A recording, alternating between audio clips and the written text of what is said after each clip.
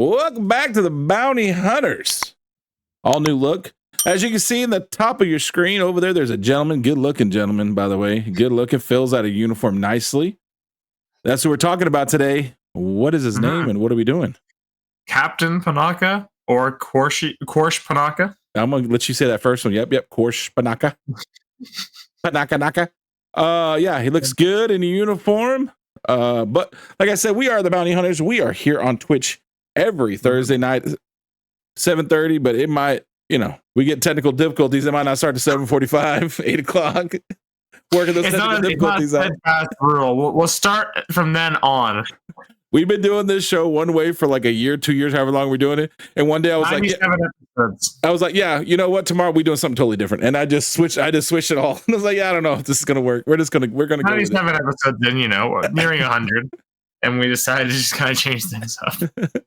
On Friday, around 4 o'clock every day, this show will be uploaded with the shorts to do Saturday. I still haven't found a way to put the shorts on here yet, but that's okay. I always edited them in, so you can see the short whenever I edit it in. And that is who we are talking today. If you don't recognize him, or you should by that glorious uniform, he was the man that was always running around chasing that damn Padme and was like, could you please stop? I got to shoot all these people. Yeah. Captain of the Royal Guard for Queen Amidala herself. Queen Amidala. He was head of security, Galactic Republic. I actually saw this down here and I put it in. I had to cut it down. I had to cut down his accolades. Okay. Let's just say, okay, let me see if I can see this court. Okay. He was trained in the Republic Special Task Force, fought against space pirates. Shamel, I don't know how to say his name, Sector, eventually became head of security for the Royal House of Naboo, overseeing every branch of the volunteer Royal Naboo Security Force, the Naboo Palace Guard, the Security Guard, the Space Fighter Corps. So he became colonel as well after he was in charge of all the armies of the planets. Yes. Very dangerous, but that seems fine for Naboo. Let's someone become so powerful, become captain and colonel and leader of all the military forces you could have.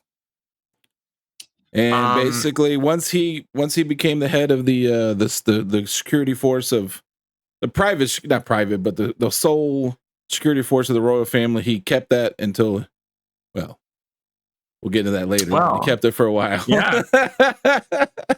Makes me.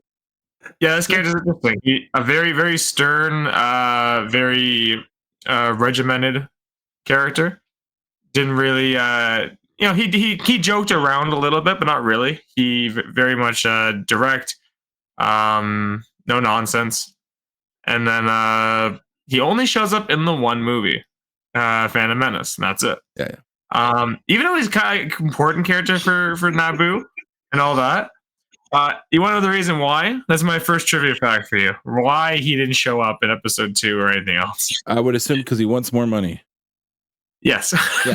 he wanted more money, and they didn't want to. So what did they do? They created this new character, Captain Antilles, for episode 2 and 3, and essentially that's what his character was going to be. But no.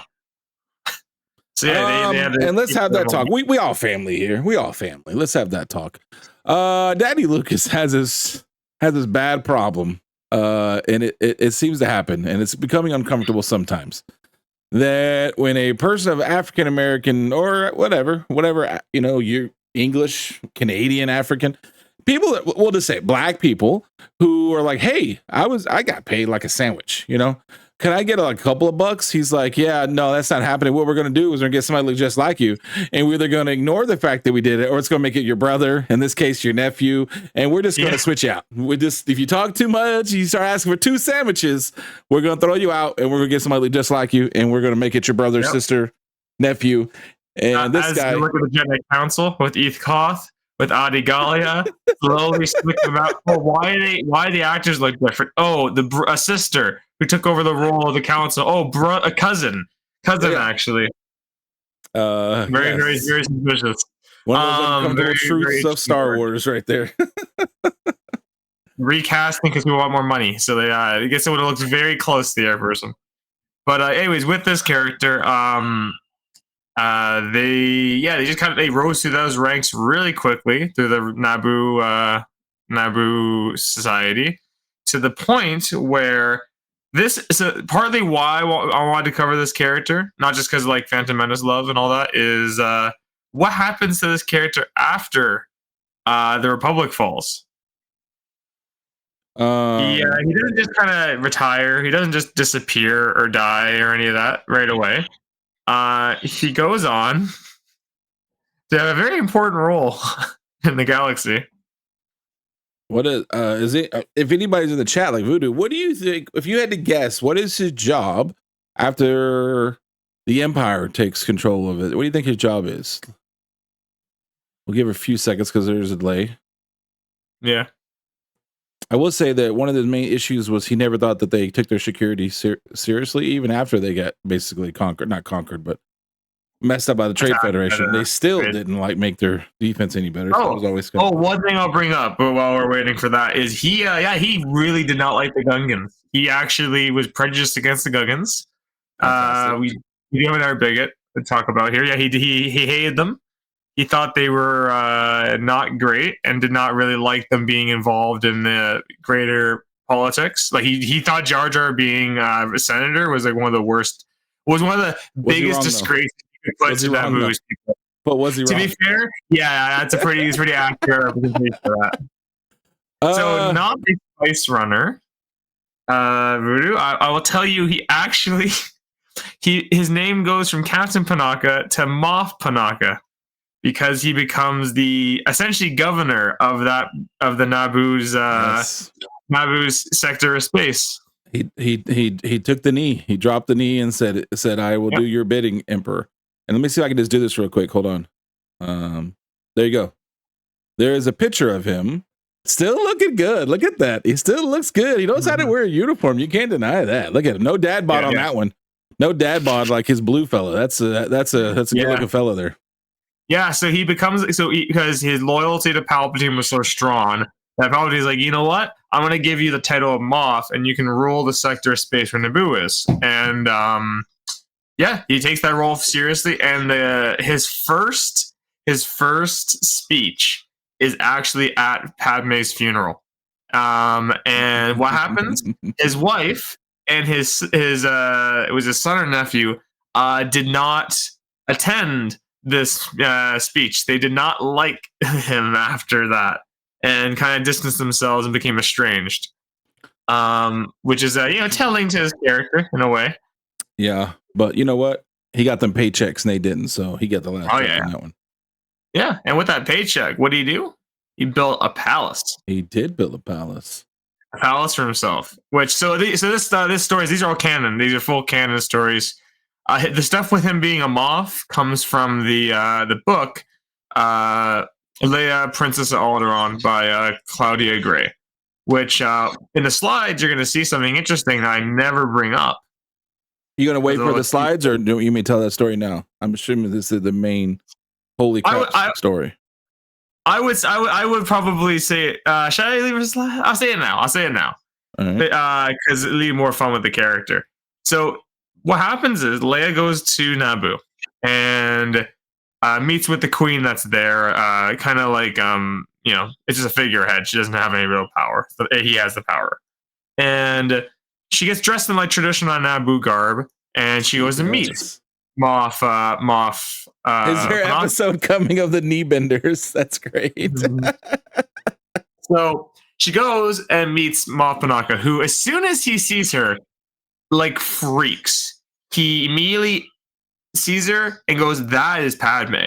And he has a thing for a moment, like that's a bit of, I'm just losing my mind here.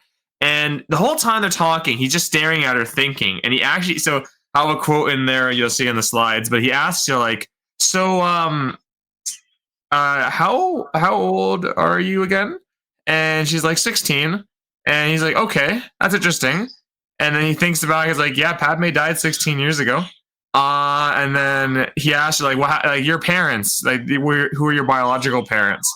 And she's like, "Oh, it's no secret that I was adopted. It was actually celebrated in Alderaan. My parents, I didn't really know them, but they died during the war." And he's like thinking about it. And he's like, connecting all the dots. He's like, oh my god. He goes, this is Padme's daughter. And what does he do? He protected Padme Amidala and all this stuff. You'd think he'd be like a daughter, he protected her with his life. I'm going to keep this secret to myself. I'm going to keep it to my grave. Well, what has he decided he wants to do? Screw it. I'm going to report directly to Palpatine that this is Padme Amidala's daughter. And he doesn't get the chance. Because like a great CW show, as he's about to pick the phone up to call, boom, his palace goes up. And Forrest Whitaker takes his cane and walks by and gives him the finger as he walks by. Yeah. How connect all these crazy dots? So Saw Gerrera had rigged his palace to blow.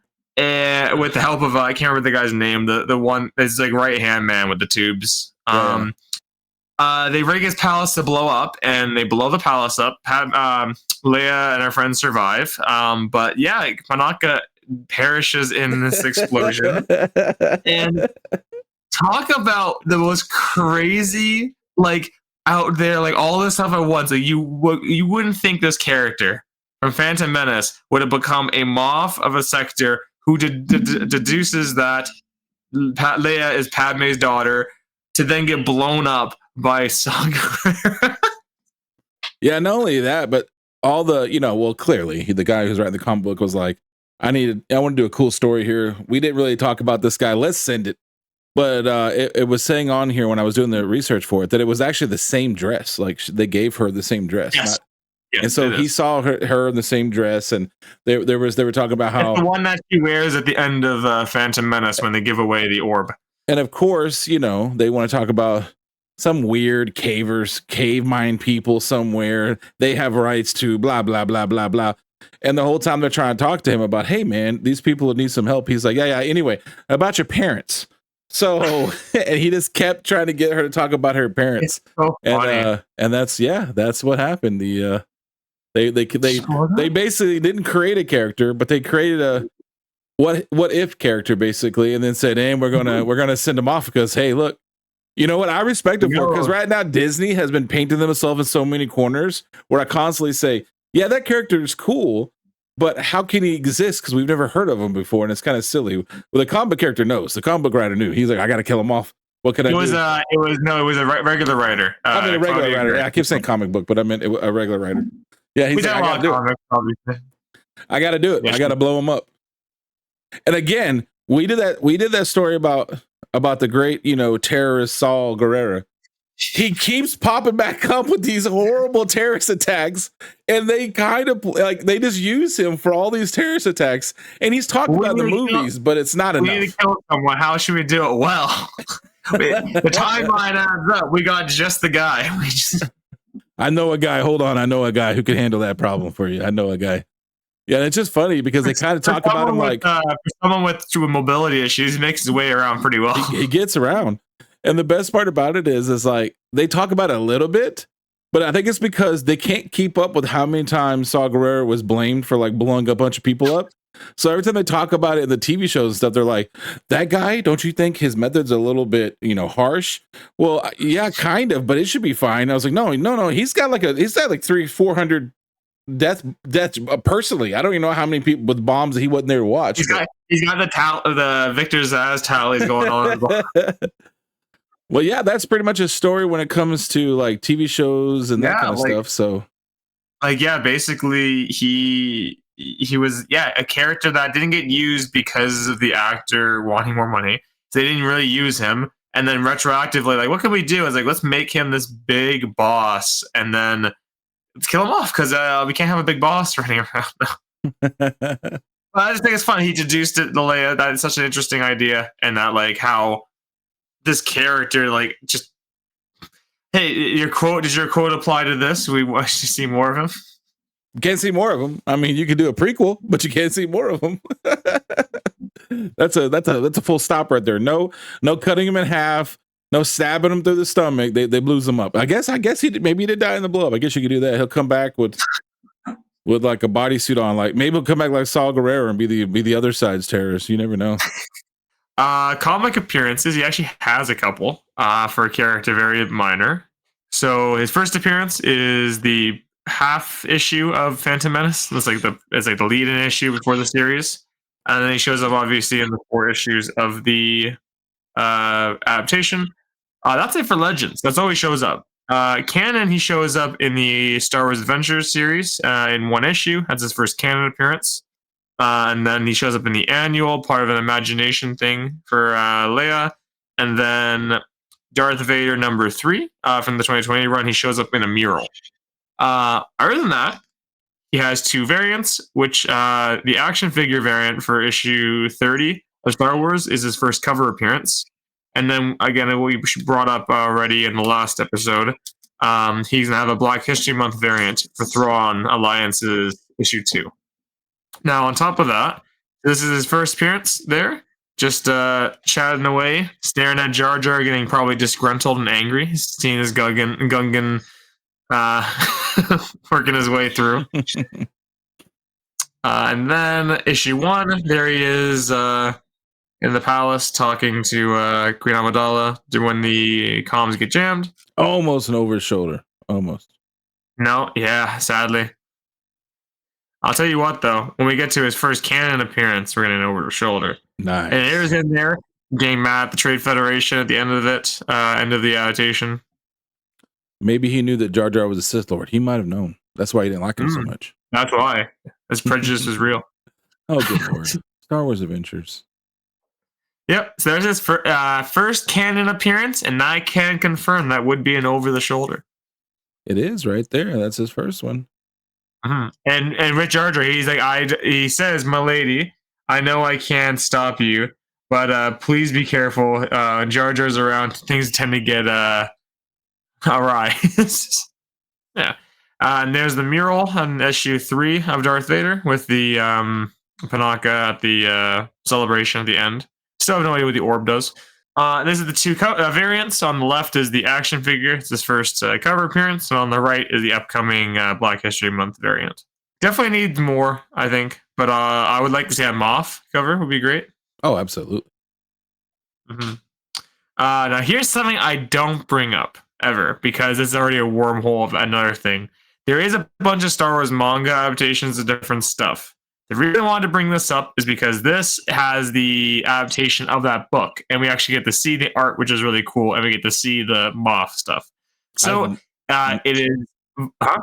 I was saying I have never read a manga before, like a Star Wars one. So I'm going to confuse you then. So this is Leia, Princess Alderaan, Volume 2. Now, it was episode because they were doing it as web series before they printed it into book.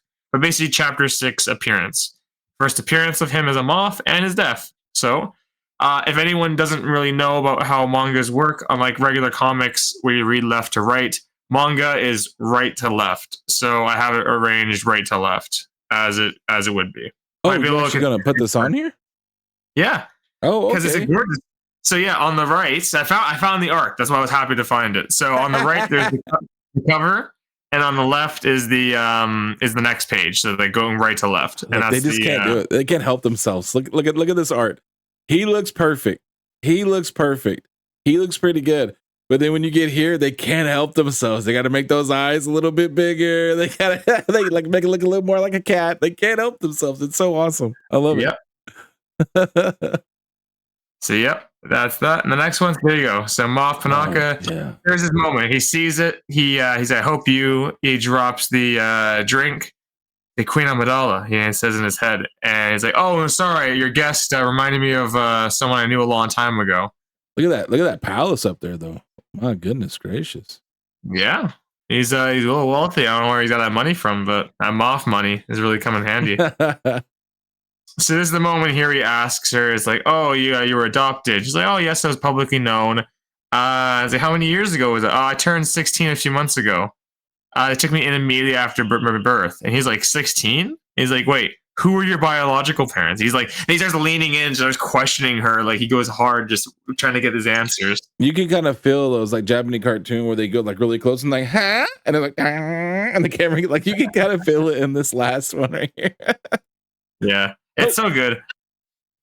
And then what happens is he escorts him out of the palace. He goes back in to report to Palpatine, and that moment is when the building blows up. They did not waste a stick of dynamite. They blew that thing up. Obliterated. How many do you want? So, 5 or 10? He just said yes. That's all. Yes. Just yes. Oh, you want orbital bombardment style. Yeah, I just want to include that because I never include the manga stuff because it's never really relevant. I really like the manga stuff. Good job on that. I really thought that was a cool thing. Cool addition for this episode. Pad out the runtime. But the problem is that now that I know it exists, am I going to be able to not? Well, the hard thing is it's not on the Marvel. Well, on the Marvel Unlimited app and like online, you can read the manga stuff, but it's mostly the earlier adaptations opposed to the newer stuff. But you know, it is what it is. So it's out. It exists. It is out there. There is a lot of stuff. Now, figures and toys. He has a single action figure. That's a good looking toy, though. It's the episode 1 figure as well. He doesn't have anything else, which makes sense given the fact that he didn't really have any other stuff going on. Yeah, that's a good looking toy though. The pistol looks a little bit strange. I don't remember that being his pistol, but it's bigger in his head. He has a Lego? So he has a Lego figure, and here's the funny thing: he's in all the Lego video games. He's in every single Lego video game. He is, but he doesn't have a single figure, and it was from this Darth Maul Sith Infiltrator set. It makes sense, which is great because it's a great set, and yeah, he's there with it. He's got an interesting face. I would say that Lego loves that Darth Maul aero scooter thing, motorcycle. Oh, they do. Oh, they love that thing. They always have it out and about. Mm-hmm. But yeah, he shows up in this set. This is his only Lego set he shows up in. But yeah, he actually has a figure, which surprised me. And that's it. That is our man. I don't know what to say because I actually think he's a cool character, and I think what they did with him was cool. Right? I think it's a great way to do a character. Like you take a character that's pretty one note and just simple, and then just kind of have a little twist with it. So what I would say this, if I was gonna say, oh, I like this character, can we get more of him, please? Here's what I want though. I want like a because it has to be a comic book or maybe a book too. You could do a book or a comic book that just like goes really in depth into his Moff years and to see what he did.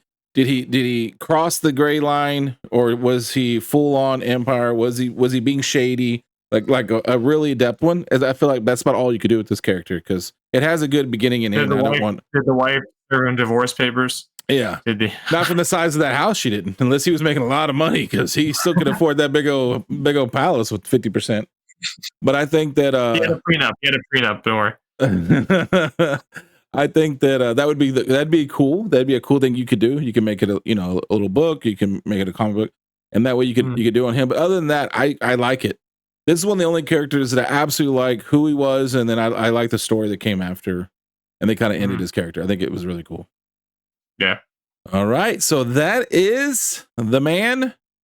If you like that, you can always sub up, and you can watch them when I upload them, or you can always meet us on Twitch and watch us there.